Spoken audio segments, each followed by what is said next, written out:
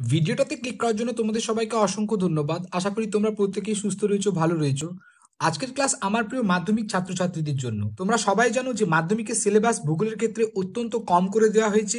সেই জন্য আজকে প্রাকৃতিক ভূগোল থেকে যতটুকু তোমাদের ফাইনাল পরীক্ষায় এসে থাকবে, অর্থাৎ বহির্জাত প্রক্রিয়া ও সৃষ্ট ভূমিরূপের ক্ষেত্রে যে নদী, হিমবাহ এবং বায়ুপ্রবাহ এসে থাকবে, এখান থেকে আমি অত্যন্ত গুরুত্বপূর্ণ যা 2021 সালের মাধ্যমিক পরীক্ষাতে 100% কমন আসবে সেই সমস্ত এমসিকিউ এবং এসএকিউ গুলো তুলে ধরেছি।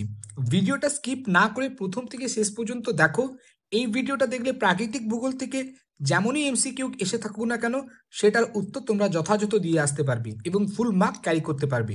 তো প্রথম থেকে শেষ পর্যন্ত তোমরা স্কিপ না করে দেখো। আশা করি ভিডিওটা তোমাদের কাছে ভীষণ হেল্পফুল হবে। তো প্রথম কি রয়েছে, বহির্জাত শক্তি নয় এমন শক্তি হলো এইগুলোর মধ্যে অগ্নুদ্গম।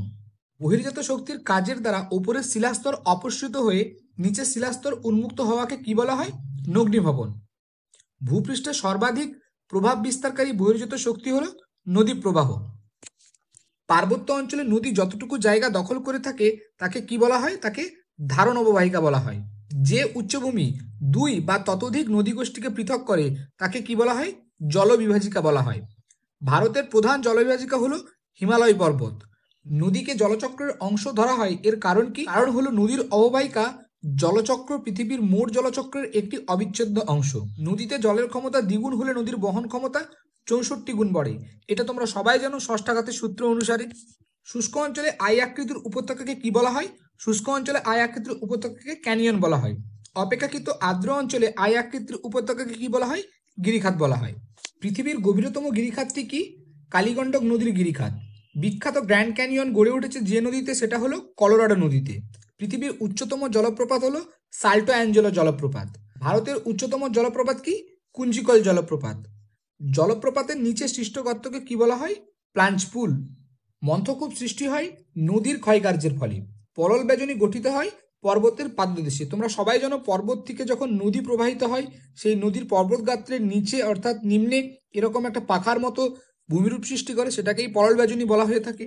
পলল শঙ্কু পর্বতের পাদদেশে তৈরি হয়, যেটা তোমাদেরকে এক্ষুনি বললাম। মন্থকূপ সৃষ্টি হয় নদীর উচ্চ গতিতে। ক্ষয়কার্যের যে প্রক্রিয়ার মাধ্যমে মন্থকূপ সৃষ্টি হয় তা হলো অবঘর্ষ ক্ষয়।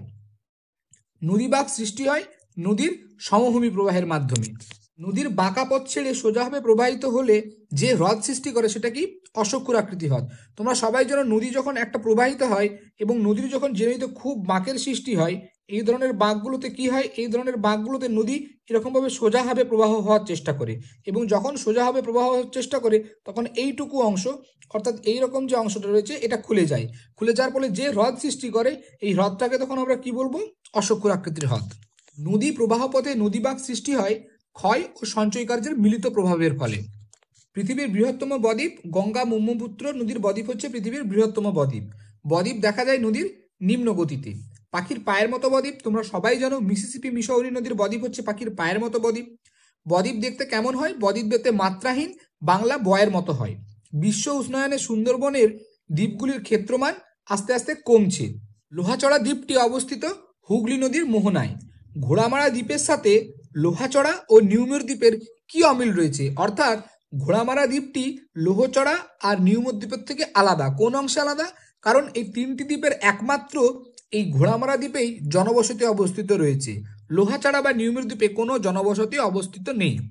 নিউমুর দ্বীপটি গুরুত্বপূর্ণ কারণ প্রাকৃতিক গ্যাস ও খনিজ তেলের প্রাপ্তির সম্ভাবনা রয়েছে এই নিউমুর দ্বীপে। সেই জন্য নিউমুর দ্বীপের গুরুত্ব ভীষণ। পৃথিবীতে ভূমিরূপ গঠনে অন্তর্জাত এবং বহির্জাত প্রক্রিয়ার কার্যকরী ভূমিকা রয়েছে। কোনো প্রধান নদী এবং তার উপনদী ও শাখা নদী একসাথে মিলিত হয়ে যতটুকু জায়গা দখল করে থাকে সেটাকে কি বলা হয়? অববাহিকা। পরের প্রশ্ন কি রয়েছে? জলভাগ বায়ুমণ্ডল ভূপৃষ্ঠ হয়ে আবার জলভাগে জলের চক্রাকার আবর্তনকে কি বলা হয়? জলচক্র। পার্বত্য অঞ্চলের নদীর নিম্নক্ষয় প্রধানত অবঘর্ষ প্রক্রিয়ার মাধ্যমে ঘটে থাকে। শৃঙ্খলিত শৈলশিরা নদীর উচ্চ গতিতে সৃষ্টি হয়। ভারতের উচ্চতম কুঞ্চিকল জলপ্রপাতটি কর্ণাটক রাজ্যে শিমোগা জেলার ভারাহি নদীর উপর অবস্থিত। অপেক্ষাকৃত ছোট ও কম দৈর্ঘ্যের জলপ্রপাতকে খরস্রোত বা র্যাপিড বলা হয়। বহির্জাত প্রক্রিয়া বা হিমবাহ থেকে কোন কোন গুরুত্বপূর্ণ এমসিকিউ গুলো তোমাদের 2021 সালে এসে থাকবে, এক ঝলকে সেগুলো দেখে নাও। বহির্জাত প্রক্রিয়া নয় এমন শক্তি হলো অগ্নুদ্গম। বহির্জাত প্রক্রিয়া যেটা ভূ অভ্যন্তরের বাইরে ঘটে, আর অন্তর্জাত প্রক্রিয়া যে প্রক্রিয়াটা ভূ অভ্যন্তরের মধ্যে ঘটে। পৃথিবীর দ্রুততম হিমবাহ হলো জেকবসাভেন, হলো পৃথিবীর দ্রুততম হিমবাহ। এবং ভারতবর্ষে যে হিমবাহ রয়েছে সেটা হচ্ছে সিয়াচেন হিমবাহ, যেটা কারাকোরাম পর্বতের উপর অবস্থিত এবং যার দৈর্ঘ্য 73 কিলোমিটার। পৃথিবীর সুপেয় জলের মোট সঞ্চয়ের মধ্যে হিমবাহ হিসাবে সঞ্চিত আছে 75%। মেরু অঞ্চল ও উচ্চ পার্বত্য অঞ্চল যে সীমারেখার ওপর সারা বছরই বরফ জমে থাকে তাকে কি বলা হয়? তাকে বলা হয় হিমরেখা। সর্বাধিক উচ্চতায় হিমরেখার অবস্থান করে নিরক্ষীয় অঞ্চলে। পৃথিবীর বৃহত্তম মহাদেশীয় হিমবাহ হলো ল্যাম্বার্ট। পৃথিবীর বৃহত্তম উপত্যকা হিমবাহ হলো হুবার্ট। ভারতের বৃহত্তম হিমবাহ হলো সিয়াচেন। হিমবাহ ও পর্বতগাত্রের মধ্যে সৃষ্ট সংকীর্ণ ফাঁককে কি বলা হয়? বার্কসুন্ড। হিমবাহের ক্ষয়ের ফলে গঠিত একটি ভূমিরূপ হলো রসে মোতানো। রসে মোতানো সৃষ্টি হয় হিমবাহের ক্ষয়ের ফলে। হাতলযুক্ত ডেক বা চেয়ারের মতো দেখতে হিমবাহ উপত্যকাকে কি বলা হয়? করি বলা হয়। এর করির অনেকগুলো নাম রয়েছে। এরিটি বা এরেট গঠিত হয় হিমবাহের ক্ষয়কার্যের ফলে। উচ্চ পার্বত্য অঞ্চলে কয়েকটি এরিটি পর্বতের বিপরীত মুখে অবস্থান করলে মধ্যবর্তী উচ্চভূমিকে কি বলা হয়? পিরামিড চূড়া বলা হয়। হিমবাহ উপত্যকা ধাপে বা হিমশিড়িতে বরফ গলা জল জমে গিয়ে যে হ্রদ সৃষ্টি হয় সেটাকে কি বলা হয়? প্যাটার্ন স্টোন হ্রদ বলা হয়। ঝুলন্ত উপত্যকা সৃষ্টি হয় জলপ্রপাতের মাধ্যমে। সমুদ্র উপকূলে অবস্থিত হিমবাহ উপত্যকাকে কি বলা হয়? ফিওর্ড বলা হয়। হিমবাহ সঞ্চয়ের ফলে সৃষ্ট পদার্থ দ্বারা গঠিত ভূমিরূপকে কি বলা হয়? গ্রাবরেখা বলা হয়। বহির্বিদত্ত সমভূমি গড়ে ওঠে নদী ও হিমবাহের কার্যের ফলে। বহির্বিদত্ত সমভূমির মধ্যে সৃষ্ট গর্তগুলিকে কি বলা হয়? কেটেল বলা হয়। বাস্কেট অফ এগ টোপোগ্রাফি কাকে বলা হয়? ড্রামলিন অধ্যুষিত অঞ্চলকে বাস্কেট অফ এগ টোপোগ্রাফি বলা হয়ে থাকে। ডিমের ঝুড়ি ভূমিরূপ জড়িত হিমবাহের কার্যের ফলে। হিমবাহের সামনে সঞ্চিত গ্রাবরেখাকে কি বলা হয়? প্রান্ত গ্রাবরেখা। হিমবাহ গলিত জলস্রোত নানান আকৃতির শিলাখণ্ড সঞ্চিত করে যে অনুচ্চ আঁকাবাঁকা শৈলশিলার মতো ভূমিরূপ গঠন করে তাকে কি বলা হয়? তাকে বলা হয় এস্কার। নদী দ্বারা ব্যবচ্ছিন্ন বহির্বিদত্ত সমভূমিকে কি বলা হয়? Valley train. হিমবাহের প্রান্তভাগ ও বহির্বিদত্ত সমভূমির সংযোগস্থলে কোনো হ্রদ হিমবাহের সঞ্চয় গড়ে ওঠা ত্রিকোণাকার ভূমিরূপকে কি বলা হয়? কেম। অর্থাৎ হিমবাহের প্রান্তভাগে যে ত্রিকোণাকার ভূমিরূপ গড়ে ওঠে সেটাকে কি বলা হয়? কেম। বায়ু থেকে অত্যন্ত গুরুত্বপূর্ণ এমসিকিউ এবং এসএকিউ গুলো কি এসে থাকবে? বায়ুর কাজ স্পষ্টভাবে লক্ষ্য করা যায় মরুপ্রায়ী অঞ্চলে। নাম্বি, কারু ও কালাহারি মরু অঞ্চল অন্তর্গত এশিয়ার, দক্ষিণ আফ্রিকার, দক্ষিণ আমেরিকার, উত্তর আমেরিকার মরু অঞ্চলে। উত্তর কি হবে? দক্ষিণ আফ্রিকার মরু অঞ্চলে এই সমস্ত মরুভূমিগুলো বর্তমান লক্ষ্য করা যায়। মরুভূমিতে গড় বার্ষিক বৃষ্টিপাতের পরিমাণ 25 সেমির কম।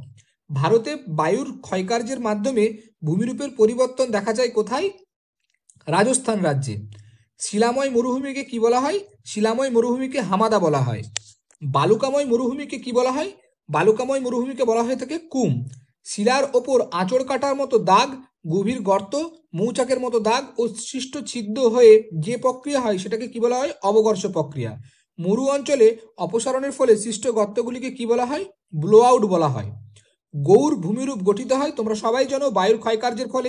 ইয়ারদাং হলো বায়ুর ক্ষয়কার্যের ফলে গঠিত একটি অন্যতম ভূমিরূপ। 11 নম্বর প্রশ্ন কি রয়েছে? মরু অঞ্চলের বায়ুপ্রবাহ পথে হালকা শিলাস্তর অসমানভাবে ক্ষয়প্রাপ্ত হয়ে নিচের অংশ সরু অথচ উপরের অংশ ব্যাঙের ছাতার মতো নেয় বিস্তৃত অবস্থায় দাঁড়িয়ে থাকতে দেখা যায়। একে কি বলা হয়? গৌর।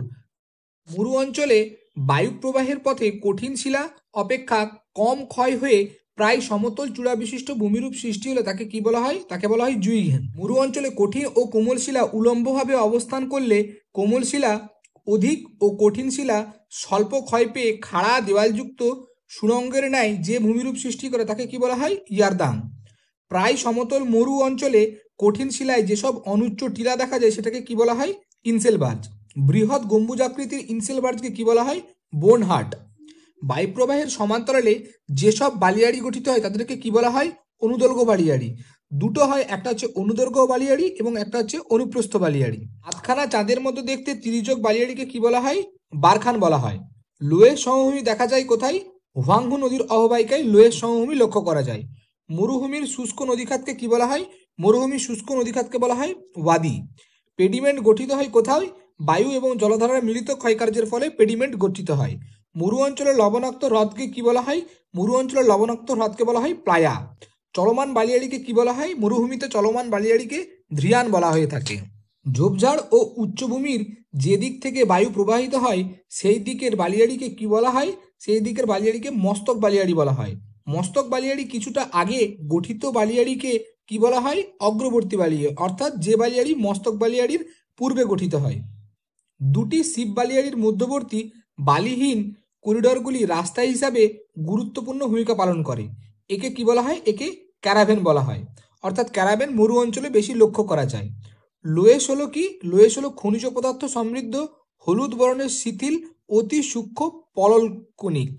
চীনের হুয়াংহো অববাহিকায় লোয়েস এসেছে গোবি ও মঙ্গোলিয়া থেকে। মরু অঞ্চলে পেডিমেন্টের সম্মুখে সৃষ্ট বাজাদা বা বাজদা হলো একটি কি সঞ্চয়জাত ভূমিরূপ।